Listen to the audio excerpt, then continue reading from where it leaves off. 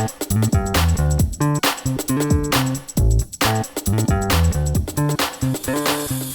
and welcome to Your Property Podcast. My name is Michelle Cairns, and with us today we have our very own Raj Beri from YPN, from the YPN editorial team. So Raj, nice to see you. Thanks for the invite, Michelle. Always a pleasure to speak to you. Absolutely. Well, obviously we've sort of work parallel on the podcasts, and you're in the magazine doing a lot of the articles, and obviously been on the editorial team for many years now, but we don't actually get to speak that much apart from the occasional Christmas do once a year. So it's nice to actually be, even though we're on Zoom, face to face, and find out a bit more about yourself and your story, and how you got involved in property, because I know you've got your own story as an investor in your own right. So let's start there. So how do you invest now, and how's it evolved to this stage?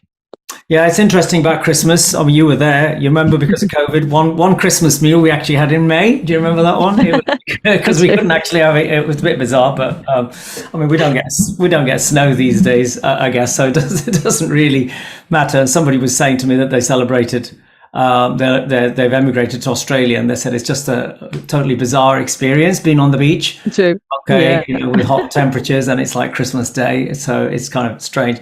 Yeah, the thing with property is, obviously you're involved with certain aspects of YPN. I've always been on the editorial kind of side of it.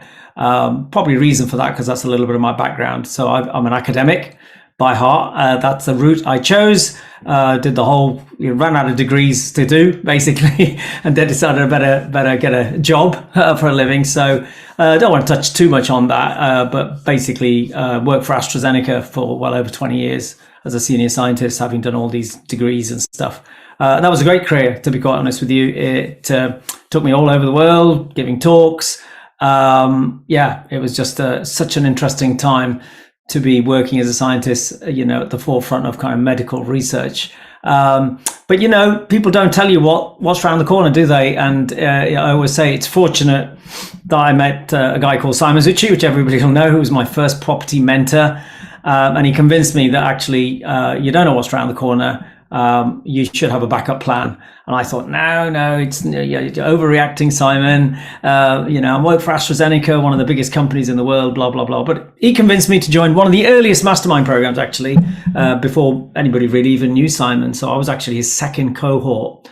I was Mastermind 2, which I know part of the furniture now, kind of thing. And the only reason I didn't do Mastermind 1 was because actually, as you know, they fall on different days, and that actually fell on a Friday.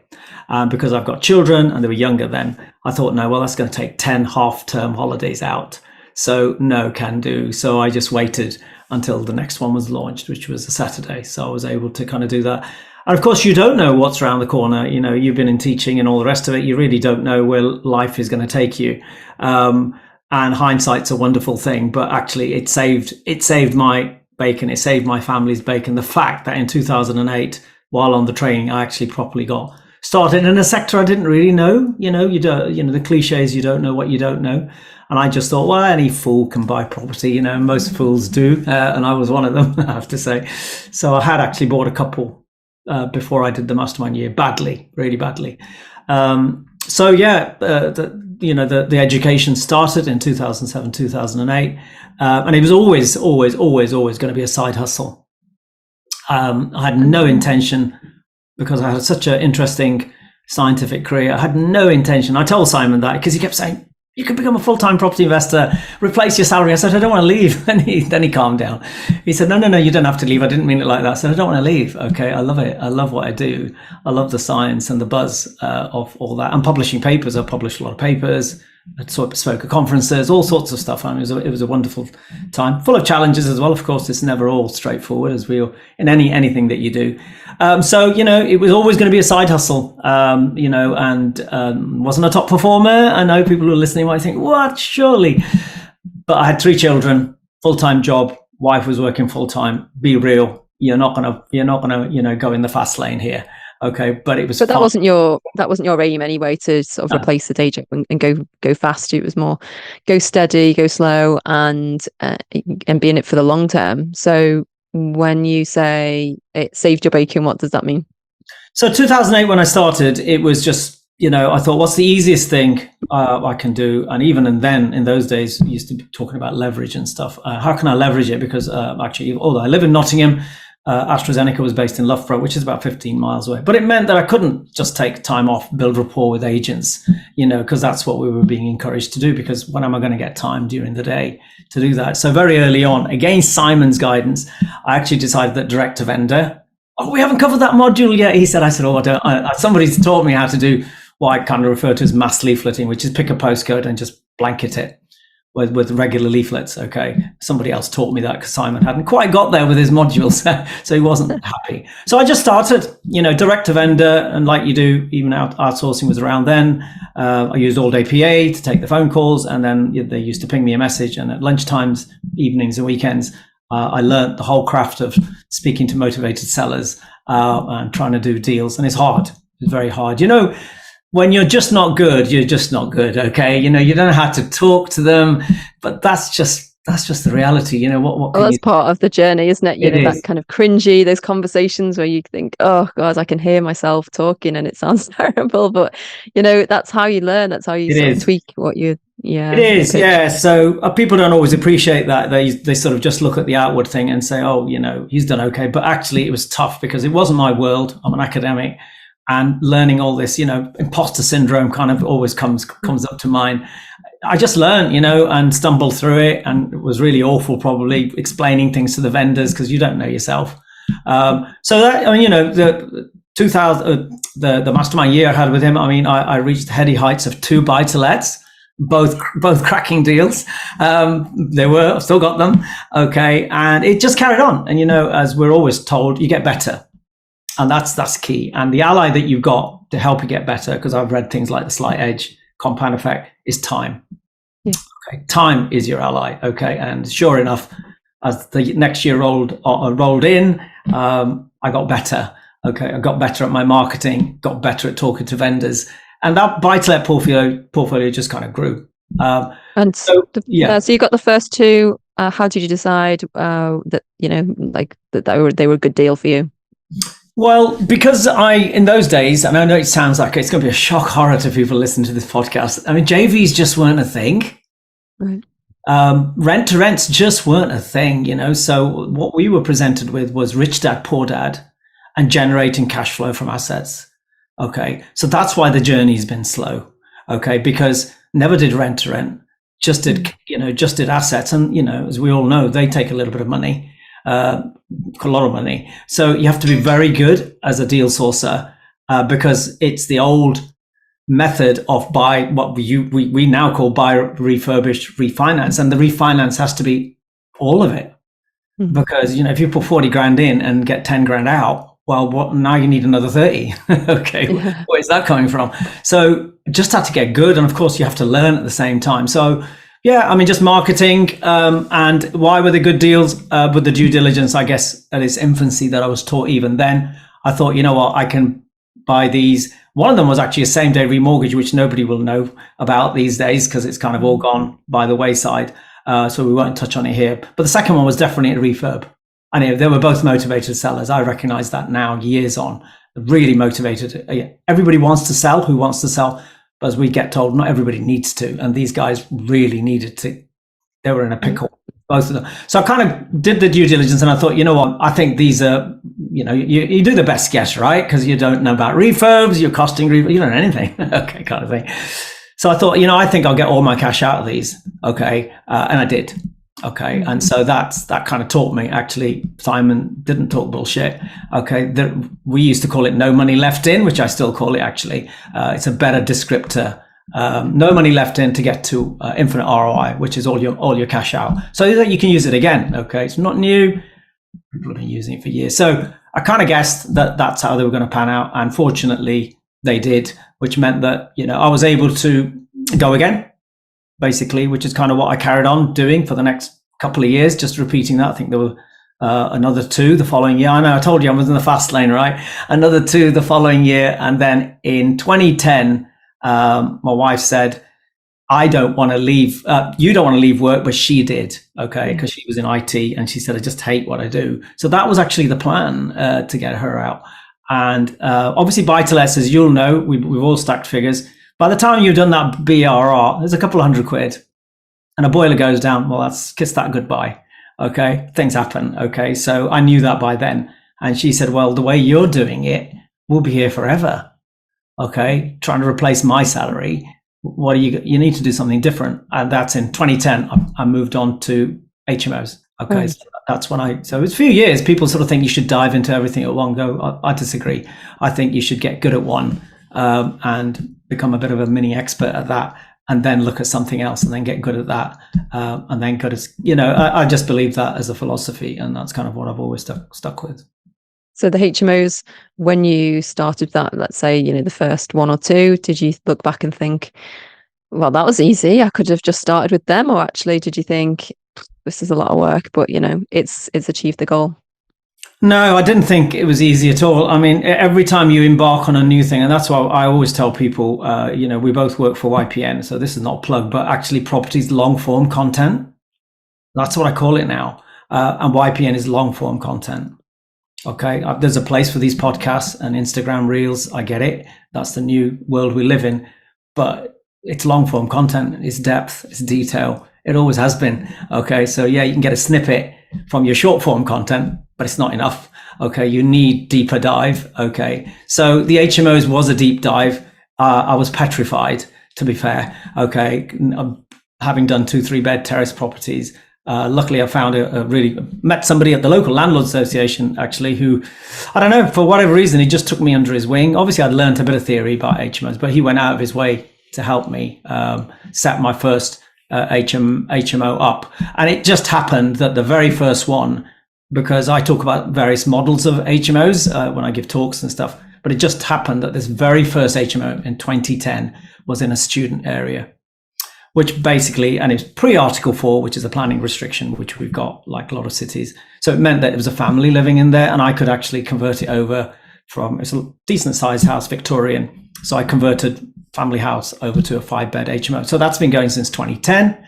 I should give a plug, because I can on here, because we also work with Julian Maurice. Obviously, I know you run. So I'm just engaged Julian as my mentor and a consultant, because we need to, how can I say, Julian won't like this, tart up those student HMOs. They're looking a bit, really need to beef them up, because those are legacy properties now, which my kids will get. So I'm going to be working with Julian. Literally just started a week or so ago. So yeah, if you listen to this, Julian, it's going to be great. So the HMO portfolio. Why did you look at tarting them up, like just revamping them? Is it just to increase the rent on it? Yeah, bit of both. I think because they're legacy properties, which means that they're going to be in the family business for the kids and stuff forever. I think there's always that level of maintaining them. Mine are a bit boring vanilla, I have to say. Okay, they're decent, good locations. They've done very well. I've got a portfolio of 4 now, so not huge numbers. And as I say, the route has been scenic, because I've not used JV finance. It's been me, and with support from my wife. So it is slow, but it's less complicated as well for me. Not had to rely on other people's money, and delivering to what they want, and all the rest of the thing that comes with that. So I can't speak anything about JVs, because I've never really got into that. So why keep improving them? Well, we're always improving property, and of course the rents. Yes, the rents will go up. Nottingham, like a lot of big cities, the purpose built won't stop. They just won't stop. And somebody is really going to lose their shirt here, okay? Because the numbers are down this year, but the number of bedrooms in purpose-built, we're Article 4, so no new HMOs are given permission here. It's kind of zero tolerance, zero acceptance for family dwellings to be converted to HMOs. So it's all coming from PBSA. And you might think, well, that's kind of like I used to. That's for first years, etc., because they're charging £200 a week, because there's a little cinema room and the gym. But actually, because those rooms aren't going, those guys are reducing their prices. Okay, which I never thought that would have an impact, but I think it might be starting to have an impact. So why do I say somebody's going to lose their shirt? Well, a lot of money has been spent, pension money, investor money, on these big, lovely, state-of-the-art blocks, and they can't afford to run them at 140 quid a week. I'm sure of it. Okay. Yeah. So that's part of the reason also. And I just want a better product. So even if it goes up, let quicker, well, that's a result. Okay. So more rent, let quicker, and legacy. I think those are the three reasons. I thought about it over Christmas, and I said to my wife, that's what I want to do. Are you going to work with me? Because I'm not really a designy person. Okay, I'm not. So that's kind of what's happening with the HMOs. Bizarrely, what happened in that journey, as you called it at the start, is that she was on track to leave, because we'd literally by that first HMO, the second one came fairly quick, we'd matched her income. Okay. And then bizarrely, as life has its twists, I got told that AstraZeneca was going to shut the local site. With 900 people on site. She was livid that I was going to leave and she couldn't, because we couldn't afford two wages. We couldn't. Okay. Now, obviously being a blue chip company, it took ages for them to actually serve the notice period out and everything. So, but long story short, in the end, I got a massive payout from AstraZeneca, 22 years, you're bound to. Okay. And I did. And that really helped. That really helped the coffers. So that when I actually left, I couldn't really find another job locally, because I'm quite specialist. So I decided then that actually, I'd have to kiss my, 30-year science training, all that sort of stuff. I'll have to kiss it goodbye, because of, pressures to stay local. And became a reluctant landlord, reluctant full-time investor, bizarrely. But bits were always missing. So over the years, I've tried to fill those with transferable skills I had at AstraZeneca. And that's kind of how YPN came along, because I wrote a heck of a lot. Okay, I presented, and that's why people say, "Oh, you're so good at presenting." I said, "No, I didn't just learn this." Okay, we were coached so much at AstraZeneca on how to present, because you're at conferences, for goodness sake, not a pin meeting with 30 people. No, there's a few hundred in the audience or more. So you kind of learn those skills, and that's kind of something that people always have to appreciate. I'm a big believer that it can all be learned. I really am. Yeah, but it's not rocket science, is it? It's you follow a process, and then if you've got money, then you can probably fast track what you're doing. And if you don't, then you have to learn the skills to earn the money, and then you invest the money to invest and grow the portfolio that way. So the day that you found out about losing the job, did that make you think differently and think back to the conversation you'd had with Simon about anything's, you don't know what's around the corner? Did you look differently at property then? I mean, it was a really bizarre situation. They were going to make announcements worldwide, because AstraZeneca is a global company, and we all got ferried into this massive marquee that was going to hold 900 people. We thought some job losses were happening. So when they announced that we were going to close the site, the crying was palpable. It was quiet for a minute as a shock hit, but then the tears started, because people are suddenly realizing, oh my God, but for some reason, I knew obviously that that's the decision they made, and we tried to reverse it. The employee representatives tried to reverse that thinking. But within a few days, I thought, well, maybe this is a sign. And I did think back to, my God, what did Simon say? And actually, I've got a plan B here. I need to thank God, yeah. Well, exactly. I wasn't planning for plan B, I have to say. But I'm thinking, oh my God, I can't believe this is going to happen. There's 900 people on site here. What are you going to do? Shut it? And they did. They did shut it. So I very quickly realized, obviously, with my family sort of structure and everything, that actually property was going to be full-time. And it took ages for the site to close, because all the logistics and the kind of legalities and all the rest of it. So I was there for ages after the announcement, a year and a half, actually. Had a long notice period, part of the contract. So yeah, that was kind of interesting time, watching people worrying. I made a decision then that I was actually going to become a full-time property investor. But as my leaving came nearer, I then started to panic, because I'm used to such a structured day. You are in corporate, you're a teacher, it's structure, 9 to 5, whatever you call it. So that literally the bell was ringing in my last job. Yeah. I had to be in class on time. So yeah. You know what I mean? You get used to that, don't you? And I thought, I'm going to wake up full-time property investor. Oh my God, what am I going to do? I'm so used to this structure. So that actually worried me more than the money. Yeah. Because I thought, what, this mind is so connected academically and all the rest of it. AstraZeneca, to be fair, were very, very helpful, dead encouraging. And I said to them, look, I'm going to leave. I want to do some stuff on property training. extra property training, because I thought, one way to generate income, as you do, was become a letting agent, as I did. Okay. And they actually paid for everybody to have training of some sort. Okay. Because everybody's going to make a different, they were great, honestly. Bad because they all kicked us in the you-know-whats, but good because they're very supportive, despite the board, obviously, the board having made that decision. So I actually went on some training to be a letting agent. I did operate that business for a short while. But actually, the other big thing I did to put structure into my day was actually became a rep for the NRLA for 3 years, which actually gave me some, something tangible to do, not for the money, but actually structure. And that kind of really, really helped me because otherwise, waking up on the 1st of Jan 2012, which is what I did, full-time property investor, because obviously now what exactly? Well, it's interesting because a lot of people, they think that's their dream, as in, well, I'd love to be able to just not work. But I think, the goal really isn't not working. It's just not doing the, whatever it is you don't want to do, whether that's the day job, and actually spending time on what you do love or what you do find interesting. But often there's, as you say, there's no structure around that, and you have to create that yourself. So whether that's going out there and finding a new job or volunteering or creating that structure within your own day. So how does it look like, fast forward to today? How does that structure work when you're basically just deciding your own schedule? Well, I mean, the thing is, it's quite loose. I'm quite a loose cannon, but with structure. I know that doesn't make sense, but it's, and you've been through this. You're a very successful property investor yourself, and it isn't about saying I'm not going to work anymore. It is about having some of those choices. I choose to carry on working, okay, but it's not 50 hours a week. Okay. Well, same. We're both here, aren't we, doing this? And neither of us need to do it for the money. We can, afford to just pay the bills.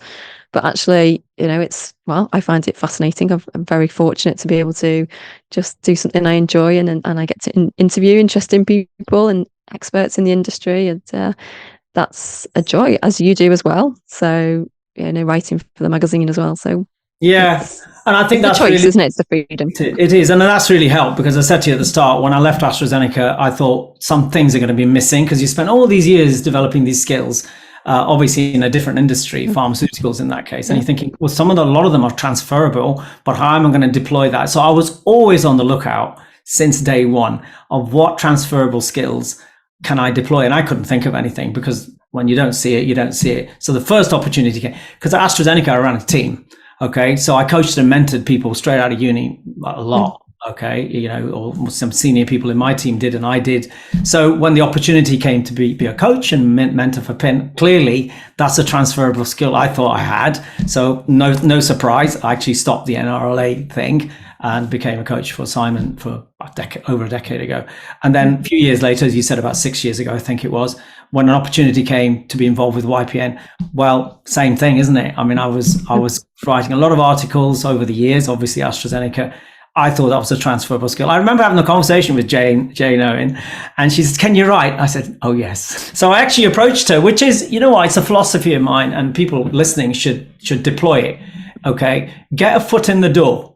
Yeah. Okay, and don't worry about anything else. So I actually approached Jane because I was a subscriber to YPN, and I noticed that nobody was doing book reviews anymore. Okay, so I approached her and I said, "You don't do these?" I found them quite interesting because obviously I read a lot, etc. I said, "I'll do them for free." And she said, I still got the email somewhere. She said, "Oh, are you any good at it?" I said, "Well, let me do one." Mm-hmm. And I remember her email come back saying, "Oh God, you can write, can't you?" So that's kind of how it started. Yeah. So you've had quite a varied experience. It's not just sort of investing yourself. You've actually been on all sides, from being mentored by, Simon Ducci and other people, and then being the mentor as well, and then being through the magazine. And you mentioned just before we were on air that you've got, you subscribed to YPN at the very beginning, so you've got the first edition, and you have not only read it, but obviously you're part of the team now. So how do you deal with the shiny penny syndrome? Because, you must think you're reading about all of these investors doing all these interesting things, and, we're covering so many different strategies these days now, especially. So are you not tempted to kind of try all these new things out? It's interesting, isn't it? Because you'd think I would be the classic Okay, because and you as well, because we're bombarded, aren't we, with people we speak to. Yeah. You're on the more sort of webinar kind of side, but still, the concept's the same. But actually, I don't know what discipline, I guess, and also Yes. defining what it is that you're after. Yeah. Okay, I was after replacing 2 salaries, which we've kind of done. I've never been a pioneer, and I'm happy to put my hands up. I always leverage other people's knowledge. Okay, I'm not a pioneer. I don't want to make those mistakes. So for me, it's always a case of finding the right person or people to work with. That's what I do. Okay, can't put my hand up and say, I led this. Well, I've led nothing. I'm just a follower. Okay, just deploy what somebody else has already successfully done. So I think because I've always kind of been interested in cash flow, I've kind of just stuck to a couple of things, and I suppose I've always just stuck with the rinse and repeat model. And now that I look back, actually, because you can only look back in one sense, it's just the time I wanted to create to do things like we're doing, discussing things this morning, writing for the magazine, giving talks, those kind of things. Lots of other things, family time, travel. I do quite a lot of charity work now, lots of blooming hobbies I've got, too many. And it's that choice again. We come back to that choice, that if you do property investing, you'll get time and then you got some choices. Okay. It's got to be in that way, in that order, because the time is created because we're not turning up to a 9 to 5, are we? It's a leverage business and we're sitting here chatting. I know you've got rental units, so have I. We're still getting paid, right? Yeah, absolutely. Exactly. I'm not putting any hours in, just having a nice chat with you this morning, still getting paid because the portfolio is kind of running in the background. We did learn all the management skills to self-manage, but now it's kind of all outsourced out. So it's constantly been cash flow. So the only thing to add to that mix is obviously we all know about HMOs. I don't do SA because I don't like short-term accommodation. I'm into, wrongly thinking I want my tenants to stay forever, but that's kind of the concept that's in my head. So SA doesn't sit with me at all. So I've never really embarked on it. So the only other switch I made to increase the cash flow is obviously I now had a portfolio of about 8 buy-to-lets. Okay, all kind of no money left in through the teachings I had. So I'm thinking almost a decade ago, actually now, Article 4 is coming in. Listeners don't know what that is. Go and look up Article 4 to do with HMOs. I think it's going to become non-viable financially to do more HMOs in my city. And I'm a local investor, so I don't generally do remote investing. I would rather change the strategy than change location. That's kind of my that's kind of my thing. And people have to decide. So I kept thinking, well, is this it with buy-to-lets? But I was aware of this thing called, I don't know, it used to be called 2+2, which is an outdated term actually, but people still use it. So like I said, I don't try to pioneer anything, and I just kept my eyes and ears open. But I could tell it's quite a tough strategy. And I thought, you know what, attending a one-day workshop ain't going to do it because it's more complicated. Okay, who can I find who can be my mentor one-to-one? So I just kept my eyes and ears open, basically. And I found somebody a decade ago who taught me one-to-one because he was already doing it. I'm not a guru, nobody knew him, but I could tell.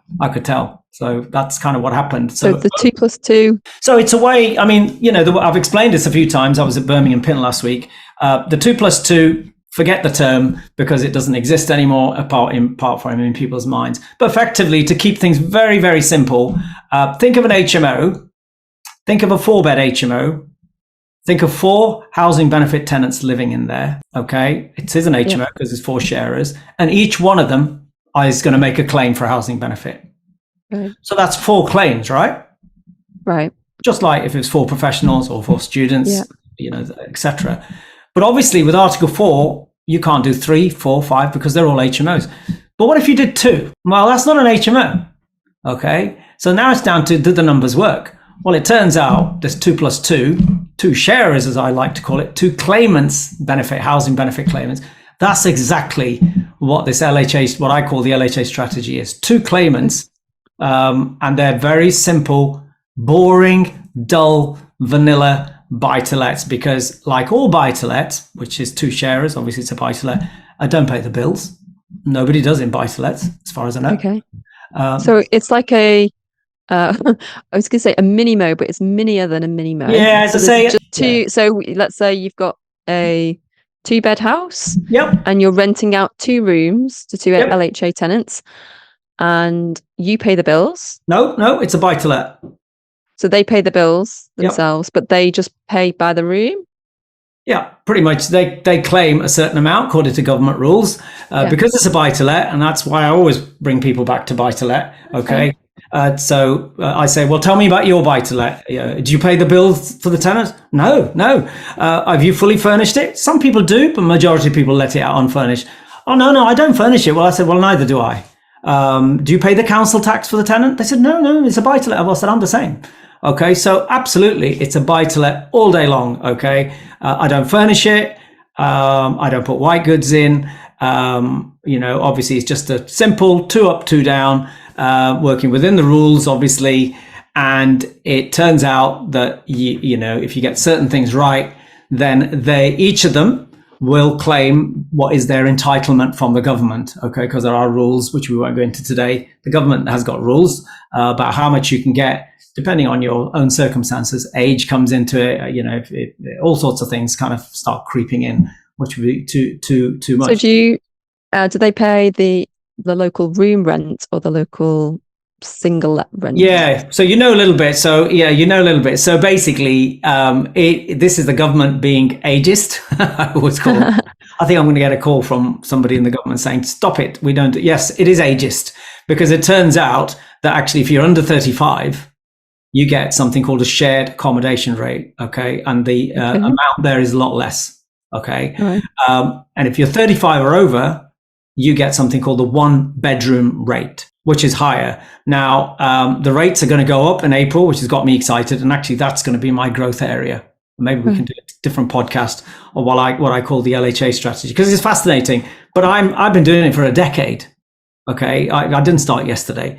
Okay, it's just that I think there's 3 or 4 of us I'm aware of, and I'm connected to all of them. I think I'm the 5th now.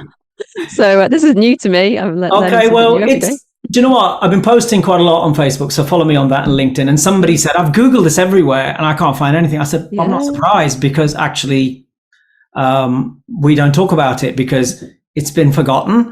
And I gave a talk last night on a webinar, and I called it the humble buy-to-let. And I showed some pictures. I can send you the slides. I mean, I'm not going to win any awards for those buy-to-lets. Okay, that's interesting. Can you give me an example of like what the figures are then? So typically, if you had a buy-to-let, in my area, I've got a property and I'll rent it out for, let's say, £500. That's because I'm up north. But let's say £600 for a buy-to-let, single let. Yeah. So because the rates are different, okay? Because London's not the same as Nottingham. No, true. Okay, so you have to work out what the local LHA just stands for local housing allowance. If you want to keep it simple and use old terminology, just call it housing benefit. Okay, I don't mind. The purists will say, no, you've got to call it LHA, but housing benefit. So everybody's entitled to a certain amount of housing benefit depending on their family circumstances, their age, all sorts of things can come into it. So you do have to know what the local housing benefit rate is, okay? Because you need that to compare to what you could get on the market. So let's say you put a couple into your 2-bed house and you can get 800 on the open market, and you're using my model and you can only get 600. Well, which one are you going to go for? Bearing in mind that the people of the benefit tenants will carry more baggage. Yeah. You will not be able to get a deposit because they don't have it. They will not be brain surgeons because they're not. Okay. So they come with the downsides. The upside is, as I showed on my slides last night, one of my tenancies is hitting 10 years. 3 others are on 7 because they don't leave. What? Yes. Because landlords say no to DSS. So I'll tell you the example in Leeds. Why am I in Leeds after I've talked about Nottingham? Well, it turns out my daughter got married 2 years ago. So she has moved to Leeds. And my new son-in-law, is wanting to become a property investor. So I've been mentoring him for about 9 months now. And he's absolutely going to deploy this in Leeds. So are you ready to fall off your chair with the figures? Yes, I am. They're in my mind. So he's doing 2 projects with the money he's got. Okay. This is the package I've designed for him because he's very new and I need to let him walk before he runs. Okay. So the very first project, project one, as we call it, is a ready to move into terrace property, apart from a lick of paint, okay, and maybe some of the carpets. We can't tell because the house is so bloody cluttered. Okay, it's really difficult to see exactly, but pretty much ready to move into. No rip out of the kitchen, the bathroom, none of that, okay, because that's reserved for project two, you know, the BRR. So project one's ready to move in. So all you're really looking for, anybody, this applies to anybody, if you buy a property like that, you're waiting for capital growth, right, to add value. You're not going to do momentum investing. So all you're really looking for when you're doing that kind of deal is an ROI, as I call it. It's a simple ROI. You're going to put X in, compare that to if you left it in the bank or an ISA or whatever. Recycling your cash, well, you have to wait till the market goes up, okay, because you're not really adding any value. So what will blow you ahead is that property was on the market in Leeds. We've been scoping Leeds for a while. I've discounted some areas because I don't know who first coined this, but although they're housing benefit tenants and the LHA rates don't change across the city, I don't want them living in the Bronx. The roughest of the roughest, because if they don't feel safe, then I'm not happy. Okay.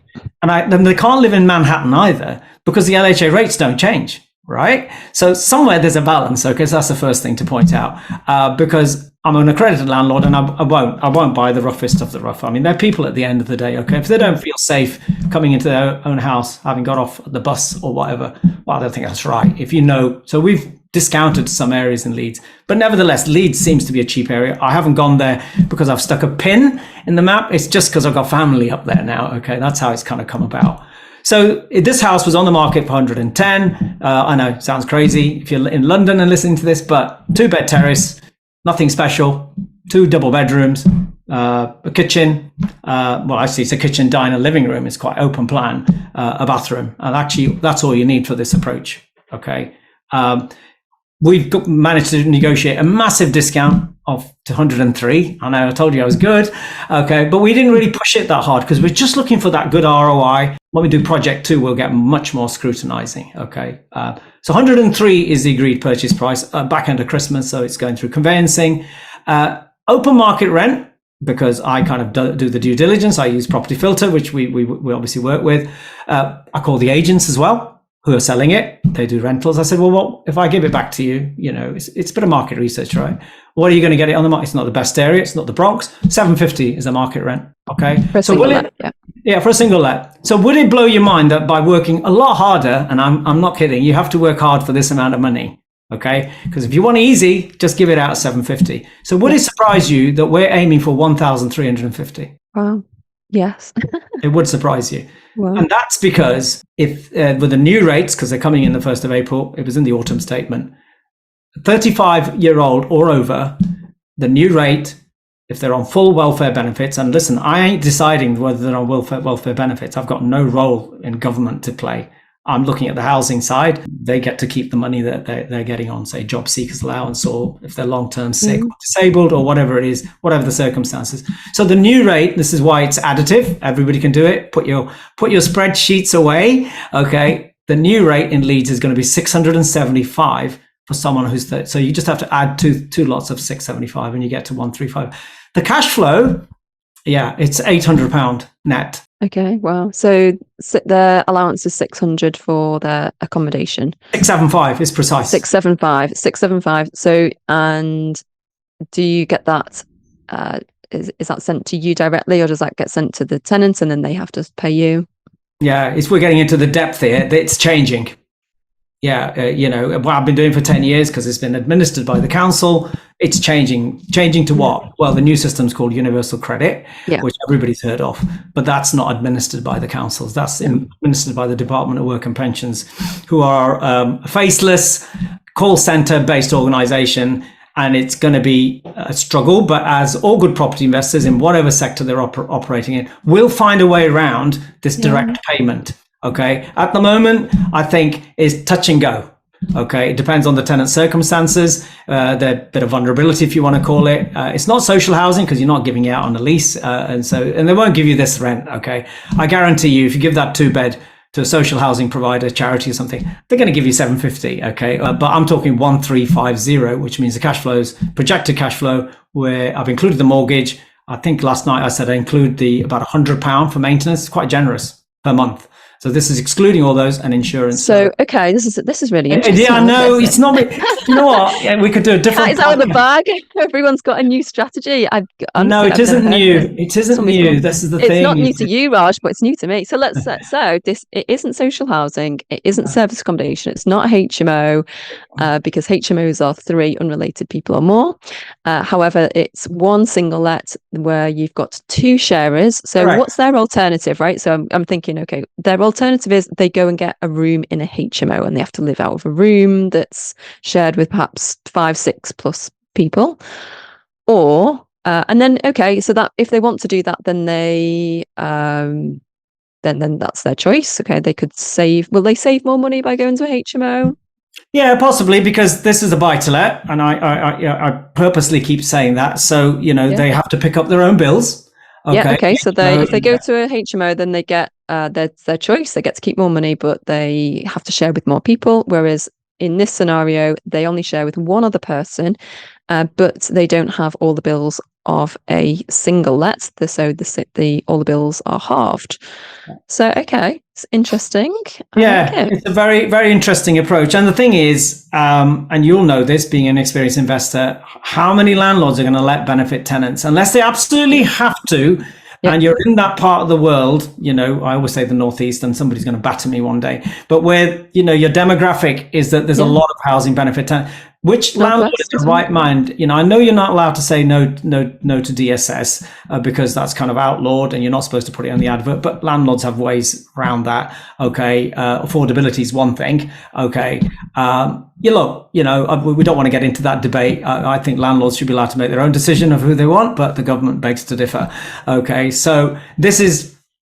People would love me to say this is a new strategy. I already said I'm not a pioneer. Okay, I learned this off somebody else. Okay, very few people do it. Don't know why. I suppose the training companies don't push it. And I'm not against that. I do HMOs, so I have no problem. But when you talk about higher than average cash flow, well, and I know the magazine as well, because we're trying to be popular with the people, the readership. We'll talk about HMOs and essays all day long. Okay, and this humble buy-to-let won't get a mention. Having said that, I have written an article before I joined the team back in August, and I've interviewed one of my collaborators now a few years ago, pre-COVID. Actually, it was during COVID. We both talked about this. But if I asked our leader, Ant Lyons, and I'm going to ask him because it's time to talk about this again in an article, he'll say, "Oh, limited readership. I don't know." Gosh, you write the magazine. I think you should just go ahead and just slip it in there. No one will notice. No, I will ask him, because the thing is, I'll tell you what the thing is, and I'm not one to be critical of anybody, because that's their business and they run it the way they do. But a person who writes a very well-known book, okay, and I won't name any names, I said include 2-3 pages of this. And they said, no, it's too complicated. You confuse the readership. And I said, well, you're not whole of market then, are you? Oh, pardon? I said, if you're a broker, we say, are you whole of market? Have you got access to every? Well, I believe books and magazines should be whole of market, okay, in the fullness of time. So I think you should explore, within reason, every approach, okay, out there. Within reason. Obviously, the slant in YPN, I get it, is always going to be HMOs and SA, because that's the more populist kind of way of doing things. We do less with land because very few people will do on that. So we kind of target it like that, which is fair enough, because we've got a readership. But to forget about the thing is most people that read the magazine, they either want to get into property, they're starting out and they want to replace the day job, or they want to fast track and get more cash flow and build the portfolio as quickly as they can. So I suppose we do feature more of the more popular strategies for cash flow. But this is one of them, and it's just that I couldn't really begin to discuss why it's been forgotten. Back in the day when I was learning with a mentor, and obviously I'm not going to name names here, the few people did run one-day workshops and probably got hundreds of people through them. So where are they all? These hundreds who've had the one-day training, and I tell you where they are. They're nowhere. Because I recognized then that this wasn't something you could do a weekend crammer on, okay? And that's why I had hand-holding for months, okay, while I got my head around this whole welfare benefit thing and the rules of the government. And as with all things, you know me well enough, I started off with what? Shall I set up a portfolio like this? Nonsense. I set up one buy-to-let as set up as I learnt the ropes. But over time, the entire buy-to-let portfolio locally is now this approach. And actually, I'm not a developer. So I'm a kitchens and bathrooms refurb person, okay, because it's very simple. But recently, I've broken out that mold and I've actually converted a one-bed flat, which was quite big, into 2 bedrooms. And the rent has gone up from the 1-bed rate to, well, let's add 2 lots of 1 bed. No, not the 2-bed rate, because this is where the intricacies come in. 2-bed rate is actually different to 1 bed plus 1 bed. Okay. Yeah. So that's what I say. It's difficult over a podcast without slides to say this is how it is, but you got to add it. It's additive. Okay. So in Nottingham, for example, which is the area obviously I know well, the 1-bed rate here is 470. So if you're 35 or over, full welfare benefits, you can legitimately claim your entitlement of 470. If you've got 2 sharers in there, same makeup, what's 470 plus 470? You don't need a spreadsheet. If it's a 2-bed house and you put a single mum in there, okay, well, she's not 2 sharers, is she? No. But she's entitled to something called the 2-bedroom rate, which is, I say, it's not 1 bed plus 1 bed. So the 2-bed rate here is only 550. Right. Okay, so a single mum moves into that same flat house. The government will say, well, you're a single mum. There's one adult claimant in there. The daughter, the child can't claim housing benefit. Yeah. So, but the mum will get the slightly higher rate because the child needs a bedroom, right? But this is not. So that's why I think the best way to try to understand this is to look at that HMO scenario, which is imagine a 4-bed HMO. Now take 2 of the rooms away. You're now left with 2. Now call it a buy-to-let because you're not going to pay the bills. I don't put furniture in there. Don't put white goods in there. It's a buy-to-let all day long. Wow. And they stay for ages, as I say. It's, I'm sure. 10, 7, 10. So it's great. Actually, it's a good area. It's good. And the rates will vary. So you kind of have to do the numbers and look at it. I've only done it for Nottingham, where I live, and Leeds, which is where we kind of going to start. And I'm probably going to start investing a little bit in Leeds. The prices are better. The LHA rates are better. And I've now got feet on the ground, as I call it, families there. So it means that it's a lot less remote than it would be otherwise. Yeah. Does that make sense? Well, yes, we'll look out for an article in the YPM magazine. Yeah, we will write one soon. Yeah, we'll write one. Well, I think for anyone who wants to find out more about this or about you, where can they look? Where do you most? Well, obviously the Facebook YPN Facebook group. So I'm moderator of YPM Facebook group, so don't try and get that sneaky advert in there and all the rest of it. I'm watching. I also moderate the PIN group now because it was getting really dirty, and we've all been trained by PIN, and I didn't like what I saw because they had admin looking after it, and admin, no disrespect, are not property investors. So obviously they've got rules, we've all got group rules, but who reads those? So myself and Diane Greenwood, who's another active mastermind, we've kind of working together to clean it up, basically, so that it's got a proper discussion going on and people are just flogging their goods don't get in. So yeah, I'm there. Obviously I've got my own Facebook profile. I'm not really on Instagram yet. As I say, will be probably at some point, I don't know, but Facebook, because I tend to write longer posts, and Instagram and TikTok are shorter time span, and it's long form content, as I mentioned earlier. So LinkedIn and Facebook groups and Facebook, that's kind of where you can follow me. I'm writing quite a lot about this. Why all of a sudden have I suddenly rediscovered it? No, actually it's because Jeremy Hunt announced the massive changes in LHA rates, and actually what it's done, it's actually refocused. You were talking about earlier, how do I avoid the shiny penny syndrome? Well, that acronym, follow one course until successful. Well, I'm a living testament to that. Okay. And I'll just rinse and repeat because I'm not trying to win any awards. I did think about development and I did some training actually on development. So I was quite interested in commercial to resi, but then COVID hit. So I did the training, COVID hit, and I didn't like what happened to some people whose, building projects just overran, and a lot of them lost a lot of money. And I guess I got cold feet, and I thought, you know what? We've worked hard. Do what you know, stick to what you know. And coming out of that now with the LHA rates, this is pretty much the growth area. Well, sounds like you're onto something there, Raj. And looking forward to seeing what happens next with it, and know that I will be thinking about my buy-to-lets a little bit differently now. You should do. Yes, you know what? I will be. So there you Yeah. go. You learn something new every day. Yeah, you do. Okay. And I'll I take your always do on suggestion. this. I'll try and get an article in. It's not about hiding anything, but the details are the details of this one, I'm afraid. Yeah, no, it'd be great to have something on that. And then I tell you what, once we've got that, it might take a couple of months or whatever to get that through, but we will come back to this podcast and then we'll add it to the details there, so people can contact you directly or Brilliant. check out the show notes. Okay. Thank you. Thank you for your Well, time. It's been a pleasure as always chatting to you, and I hope some absolutely. people get value out of this. I'm sure they will. Thank you so much, Raj, and we look forward to seeing you soon. Thanks, Michelle. Bye. Take care. Thanks to everyone who's listening. And if you're not yet a subscriber to the magazine, then click the link in the show notes for your free 30-day trial. And we'll see you all next time.